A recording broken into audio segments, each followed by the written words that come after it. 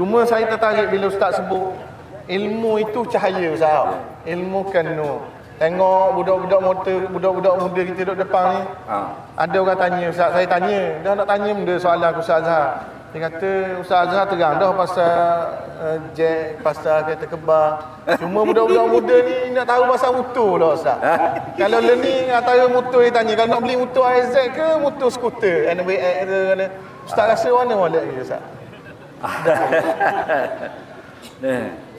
Untuk anak-anak muda lah yang kalau yang nak menjadikan motosikal yang pertama yang kita nak pakai lasak, kita nak pergi ke sana ke sini, janganlah beli RZ. Kerana itu motosikal pertama kita. RZ ni untuk kolektor. Untuk kita dah ada kenderaan utama. Kita nak buat raung hari-hari hujung minggu, tak apa pakai RZ. Nampak? Tapi kalau kita nak lasak, pakailah motor baru. Tak kira lah skuter ke, mau apa benda motorkar ke, dah. Kalau skuter lebih baik. Kerana apa? Kerana kita duduk jalan lalu.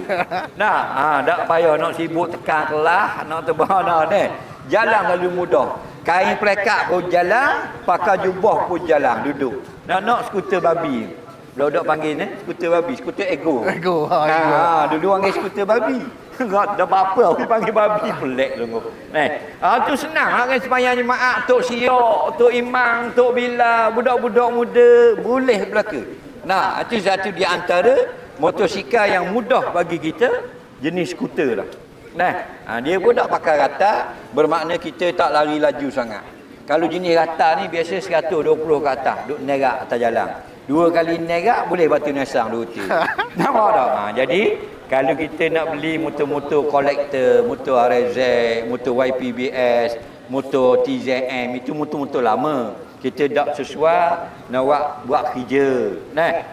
Kerana dia motor lama ni motor yang kita naik sekejap-sekejap dan kita kena jaga bank. Kemudian harga pula mahal. Jadi belilah skuter. Banyak ni buatan Malaysia ni lebih baik. Saya baru ni tengok orang nak pergi round sampai ke beli motor besar-besar. Banyak pakai motor besar. Jumpa di Patah Batu Buruk tu, dia kata nak pergi jalan jauh tak? Nak pergi di mana? Nak pergi Patah Panjang. Tapi motor dia besar, 1500 cc. Tong ni besar-besar, kecil sikit pada mesin basuh. Tong belakang. Tapi ada sebuah motor. Orang Malaysia, motor Kris. Tahu tak motor Kris? Motor Cup Kris tu. Dia tu pusing Afrika. Tak ada orang tahu. Low profile. Daripada Mesir, daripada Maghribi, dia turun Mauritania sampai Sahara Barat, turun sampai Republik Guinea, Republik Gabon, Burkina Faso, sampai Angola, sampai Cape Town. Motor Kris. Barang-barang bola supik kecil macam orang jual kuih bagi-bagi. Rakyat Malaysia siapa di sepadang Angola ambil gambar. Motor tu orang tak nampak. Mana walaupun motor kak aja tapi pusing Afrika. Afrika tu besar tak besar je boleh hubung Malaysia 37 hotel. Dalam. Nampak tak? 37 hotel Malaysia pun dalam. Besarnya dah. Jadi walaupun motor kak kita beli tapi motor yang baru seronok untuk atau isteri kita pergi klinik atau anak pergi sekolah. Kalau RZ masalah lah.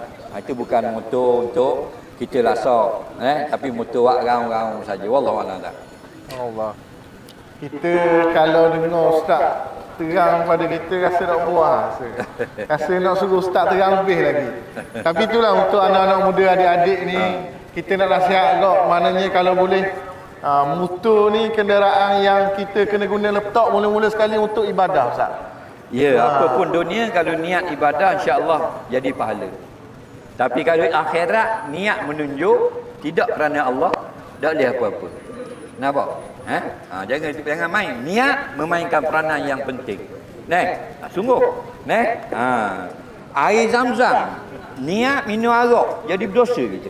Pada air Zam-Zam. Niat minum arak ni haram kita perbuatan. Niat itu kena jaga modal. Lepas tu kalau kita mengaji banyak mana pun, niat awal tu tak kena dah, ilmu kita tak akan beri manfaat. Al-a'malu binniyah.